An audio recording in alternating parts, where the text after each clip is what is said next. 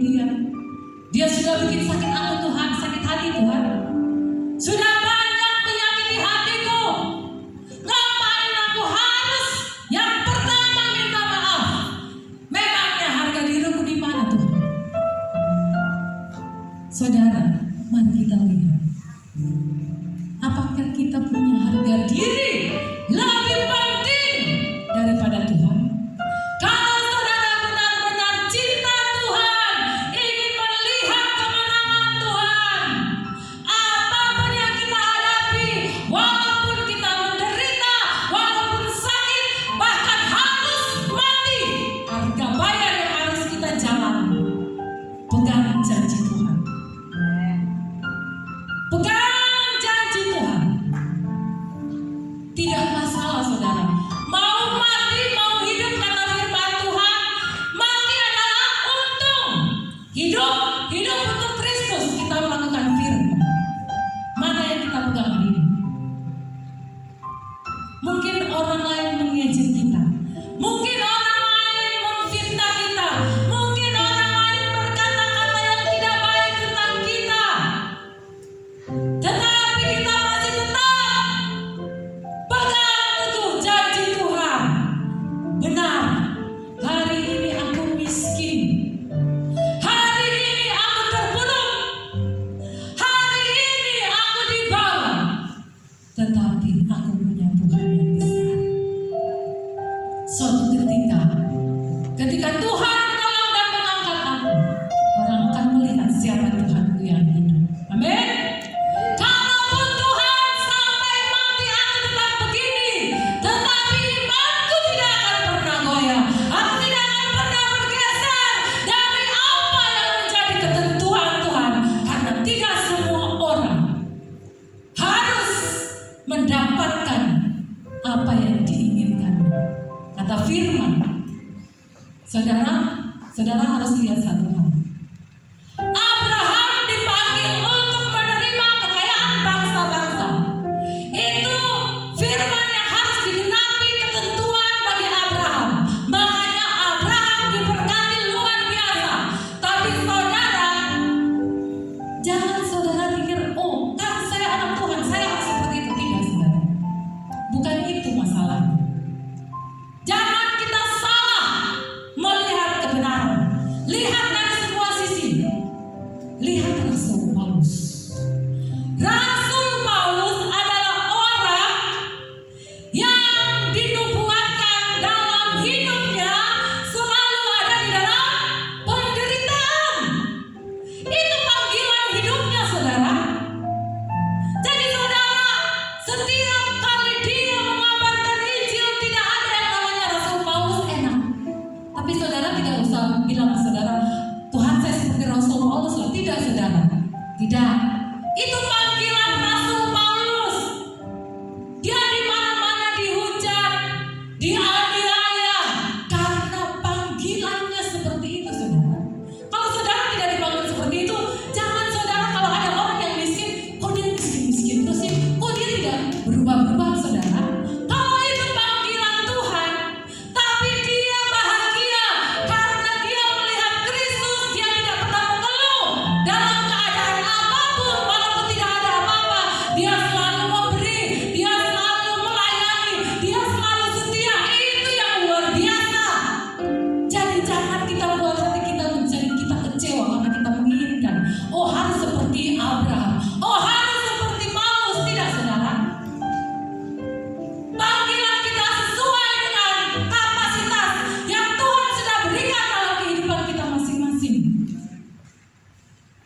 Makanya jangan goyah. Dikatakan Sadrak Mesak tetap teguh berdiri, tidak goyah dengan ancaman-ancaman yang diberikan. Kita lihat satu lagi, Kisah Rasul 4. Kisah Rasul 4 ayat 15-20. Sama, ini ceritanya tentang bagaimana Petrus ya memberitakan Injil. Kisah Rasul 4 ayat 15 dikatakan di sini.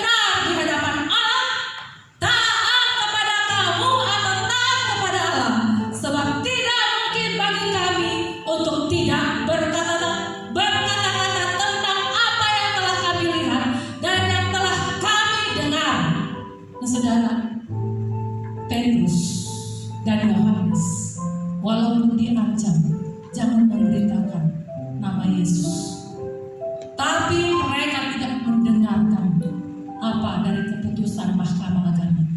Mereka berkata, taat kepada Tuhan atau taat kepada manusia. Hari ini, ketika kita diperhadapkan dengan persoalan, bisakah kita taat kepada Tuhan? Atau kita mengikuti daging kita? Tuhan, jalannya ini lebih mudah, jalannya ini lebih gampang. Tuhan, enak kok. Kita nanti pakai firman Tuhan. Kan Tuhan juga menyertai dalam segala hal. Tapi kita udah tahu sebenarnya tidak boleh. Kita melakukan firman Tuhan. Kita melakukan apa yang kita inginkan, saudara. Jangan sampai kita goyah. Tetap berdiri teguh dengan iman kita. Walaupun kita harus dianiaya, walaupun harus mengalami kesesakan, tetap percaya. Tetap kuat. Tetap berkeyakinan. Ini berbicara tentang keyakinan iman kita, di mana kita mempertahankan iman kita kepada Tuhan.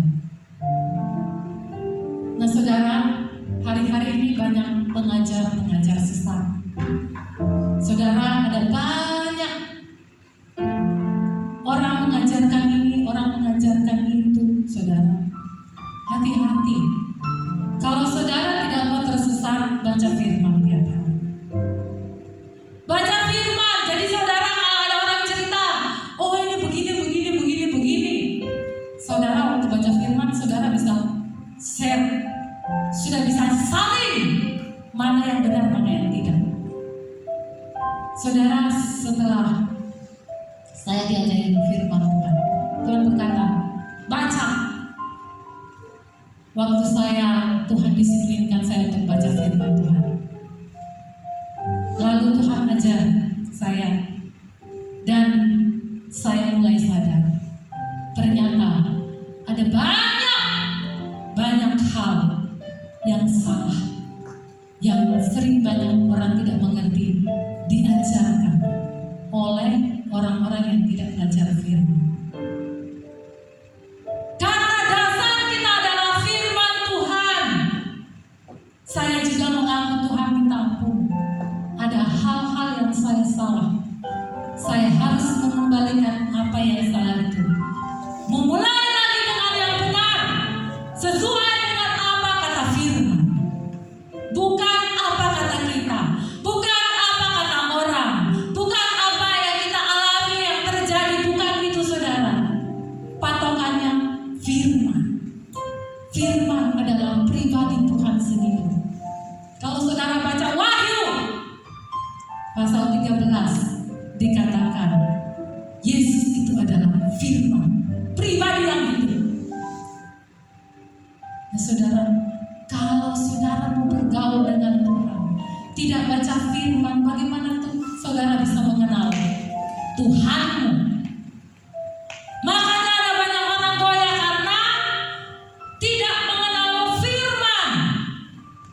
Kenapa Sadrak, Mesach, Abednego sama Daniel bisa berdiri teguh tidak goyah?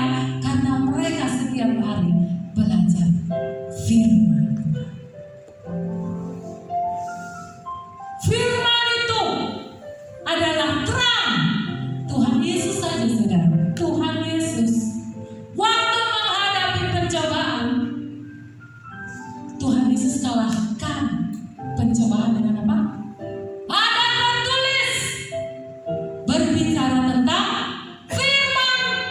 Kalau saudara mau menang, katakan firman yang akan menguatkan iman saudara, yang akan menguatkan hati saudara, yang akan membentuk kehidupan kita berjalan dalam kebenaran. Karena firman itu adalah Allah sendiri, Tuhan sendiri, pribadi Kristus sendiri. Nah, mari kita belajar untuk mengenal Tuhan kita yang hidup. supaya kita bisa menang dalam segala perkara, apalagi perkara-perkara yang sulit. Yang ketiga, yang terakhir, bagaimana supaya kita menang bersama Kristus? Dikatakan di sini bahwa yang pertama tadi berdiri teguh, yang kedua jangan goyah, yang ketiga giatlah selalu dalam pekerjaan dunia, pekerjaan kita, pekerjaan apapun yang kita inginkan. Di sini dikatakan giatlah selalu dalam pekerjaan Tuhan. Apa itu pekerjaan Tuhan? Coba kita lihat 1 Timotius pasal 4. 1 Timotius pasal yang keempat, ayat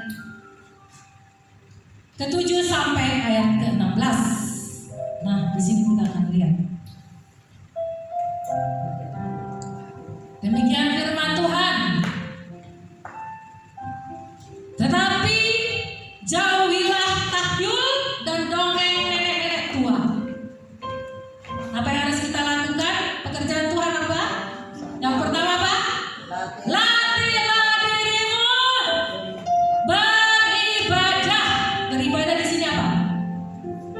Datang ke rumah Tuhan, mendengarkan firman Tuhan, memuji dan menyembah, disambung dengan doa. Dan dikatakan ayat 8, latihan badan terbatas gunanya, tetapi ibadah itu berguna dalam segala hal, karena mengandung apa? Janji, baik untuk hidup ini maupun untuk hidup yang akan datang. Perkataan ini apa? Benar dan patut diterima sepenuhnya. Itulah sebabnya kita berjerih payah dan berjuang. Berjuang dalam apa? Dalam ibadah kita.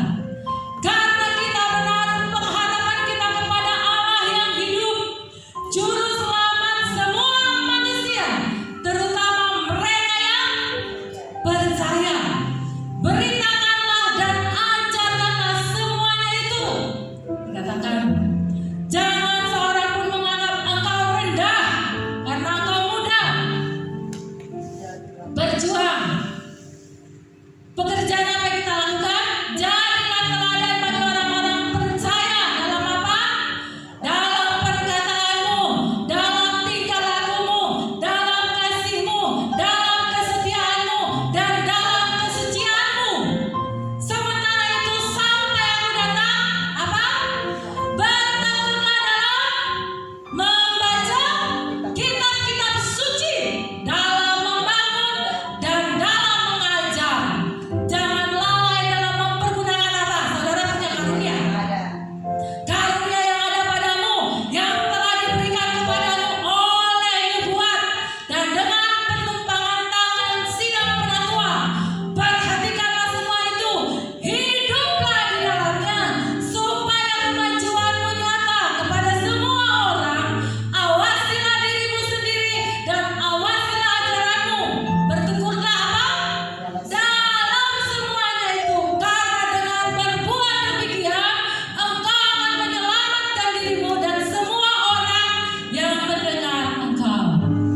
Jadi saudara, berbicara tentang pekerjaan Tuhan, mari kita lakukan ibadah kita, ya. Mari kita lakukan berbicara tentang ketekunan, tanggung jawab dalam pelayanan. Kita harus rajin melayani. Rajin saudara. Tekun untuk belajar firman Tuhan. Tekun baca firman Tuhan.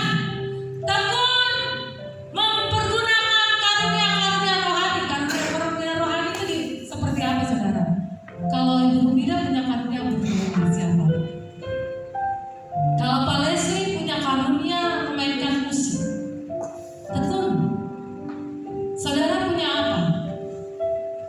Saudara, pelayanan apapun itu, saudara, pekerjaan saudara untuk melayani Tuhan, tekun. Saudara punya pekerjaan di rumah, bisnis, tekun. Lakukan itu dengan cinta kasih dan lakukan itu untuk Tuhan. Berikan yang terbaik dalam pekerjaan apa, saudara, tetapi lakukan itu untuk Tuhan. Mari kita tekun, saudara. Lakukan sesuai dengan tanggung jawab yang Tuhan berikan. Pelayanan, mau pelayanan di sekuler, ya kata orang sekuler, tapi sama aja ya, saudara. Saudara pelayanan di pekerjaan, bisnis, di perkantoran, di apapun, saudara harus lakukan. Firman Tuhan katakan, lakukan semuanya untuk Tuhan, bukan untuk diri kita, tetapi untuk Tuhan. Waktu kita melakukannya untuk Tuhan, maka Tuhan dimuliakan. Contoh kayak Bang Andreas lakukan pekerjaan di kantor, di kantornya orang-orang melihat ini orang kok beda. Ini orang ini kok kalau dikasih tanggung jawab kok cepat dikerjakan. Dikasih tanggung jawab kok baik dikerjakan. Dikasih tanggung jawab kok apa ya? Membuat manajer, teman-teman sekantornya sukacita karena dampak hasil yang diberikan yang terbaik. Sehingga orang melihat ini orang beda. Ini orang diberkati Tuhan. Ini orang dipakai Tuhan. Nah, saudara, contoh yang luar biasa itu Daniel. Daniel itu bekerja di kerajaan, tapi dia itu punya tanggung jawab. Waktu dia diberikan tanggung jawab, dia mendapatkan penglihatan, dia itu diberikan itu loh, saudara, hikmat yang dari Tuhan untuk mengerjakan pekerjaan-pekerjaan yang membutuhkan sesuatu yang sulit-sulit itu bisa dikerjakan oleh Daniel. Hebat. Tanggung jawabnya diberikan. Ada sesuatu yang tidak bisa orang lain kerjakan, bisa dikerjakan oleh Daniel. Saudara, kalau kita di dalam Tuhan, kalau kita berserah di dalam Tuhan, apa yang Tuhan berikan dalam kehidupan kita, mungkin sulit dalam pekerjaan kita, kita minta hikmat Tuhan. Tuhan akan bukakan hikmat itu. Tuhan akan memberikan jalan kepada kita sehingga kita mampu mengerjakan pekerjaan-pekerjaan walaupun sulit. Nah, saudara, yang paling sulit dalam kehidupan kita, kalau kita sudah mengalami kesulitan, kita tidak kuat untuk melanjutkan pekerjaan itu. Tapi saudara, kalau kita tetap bertahan, kalau kita tetap minta perkenanan Tuhan, tuntunan Tuhan, maka Tuhan akan membukakan jalannya bagi kita, sehingga kita akan diperlihatkan. Mungkin bukan sekarang, saudara, mungkin bukan dalam waktu dekat, tetapi Tuhan bilang setia sampai akhir. Nanti ada waktu Tuhan. Nanti Tuhan akan buat planning yang kita nggak sadar, sehingga waktu kita mengerjakan ini, kita diangkat oleh Tuhan. Promosi datang dari Tuhan. Waktu Daniel tidak diperhatikan, tapi ketika ada mimpi yang tidak dapat diceritakan maknanya dan mimpinya, Daniel bisa karena dia datang kepada Tuhan. Hanya Tuhan, karena pada waktu itu semua sudah dipanggil di seluruh wilayah itu, di seluruh negeri itu, di mana-mana dipanggil orang-orang pintar, tetapi tidak ada satupun yang mampu. Bayangkan, Daniel itu diminta menceritakan mimpi dan maknanya. Kalau kita menceritakan mimpi kita, maknanya orang lain mungkin bisa gampang ya, oh ya ini tuh begini-begini, tapi ini tidak. Ini beda, saudara. Ini yang dilakukan itu yang luar biasanya. Aku punya mimpi, kamu cerita ya mimpiku. Padahal dia nggak ngerti kan? Kita nggak ngerti mimpinya apa, tapi disuruh kamu ceritakan mimpiku. Sekalian maknanya kamu ceritakan kepada saya. Kasih tahu dong, gimana caranya, saudara? Susah. Kalau waktu Yusuf sudah dikasih tahu mimpi raja itu ada bulir gandum, gemuk, terus ada yang kurus, itu sudah diceritakan. Tapi ini raja tidak, dia cuma dia ada mimpi, tidak bisa diomongkan mimpinya itu, tapi minta maknanya. Susah. Dia bilang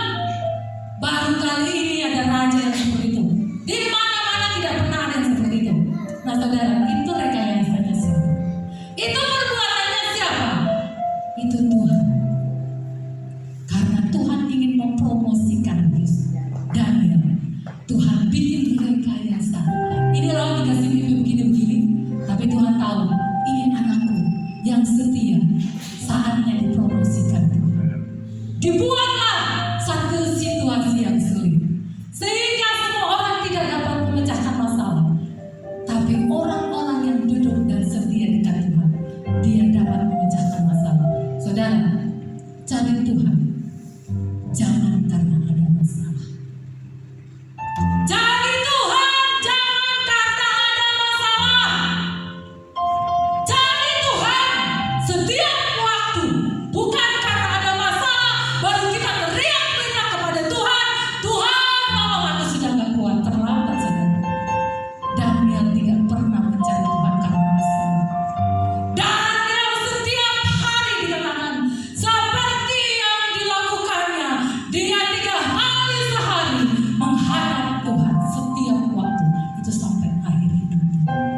Dia bukan mengenal Tuhannya karena suatu masalah. Dia mengenal Tuhannya karena ada hubungan yang intim dengan Tuhan. Ada sesuatu yang dia bangun terhadap Tuhan, sehingga Daniel memiliki hikmat yang luar biasa. Dia memiliki 10 kali lipat hikmat. Saudara, tahan gak duduk berlama-lama, berjam-jam duduk di kaki Tuhan? Kalau orang yang tidak biasa berdoa, 5 menit sudah pantatnya panas, 10 menit. Kalau kita tidak biasa bersekutu dengan Tuhan, 1 jam sudah terasa berat. Ini kok lama sih? Kita doa, aduh gak selesai doanya. Kapan sih selesai doanya? Kok gak habis-habis? Saudara, orang yang suka bersekutu dengan Tuhan bisa duduk berjam-jam, bisa berbicara berjam-jam tanpa lihat waktu, tanpa lihat keadaan. Karena apa? Dia menikmati Tuhan di situ.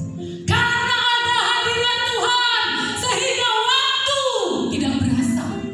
Sehingga orang-orang kesukaannya setiap hari datang kepada Tuhan. Banyak hamba-hamba Tuhan. Contoh siapa? Musa. Musa 40 hari di atas gunung berjam-jam, tidak makan, tidak minum, saudara. Karena apa? Ada dalam hadirat Tuhan. Kalau kita mau kuat, kalau kita mau menang, masuk dalam hadirat Tuhan. Masuk.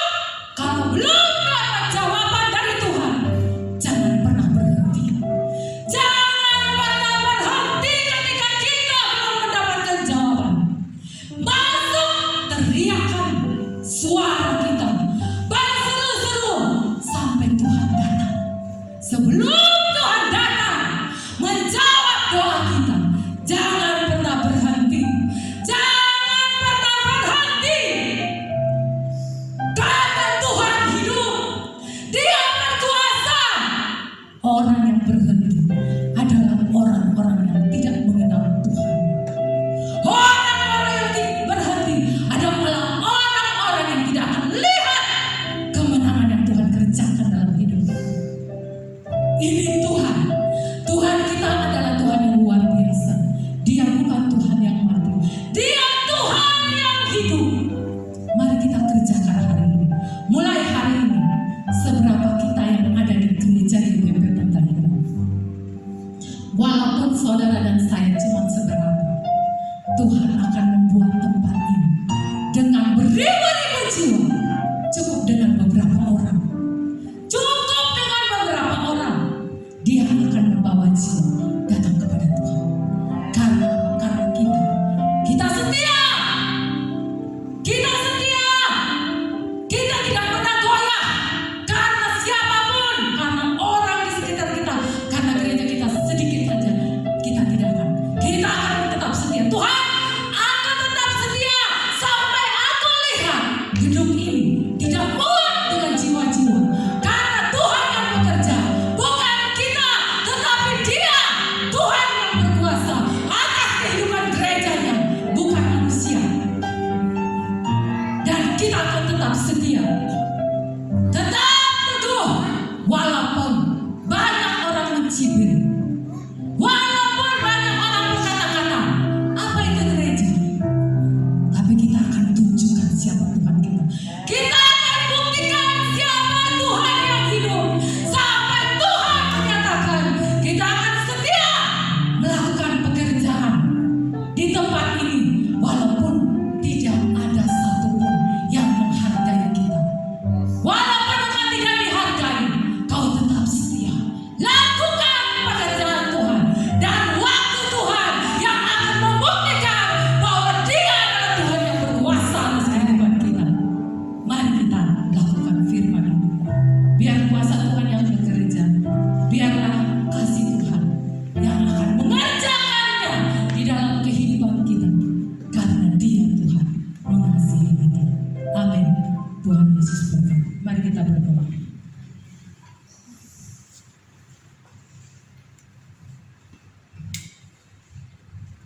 Tuhan Yesus, kami mengucap syukur seberapa kami yang ada.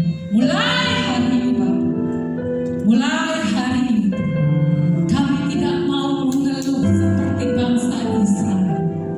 Kami tidak mau lihat situasi dan keadaan kami.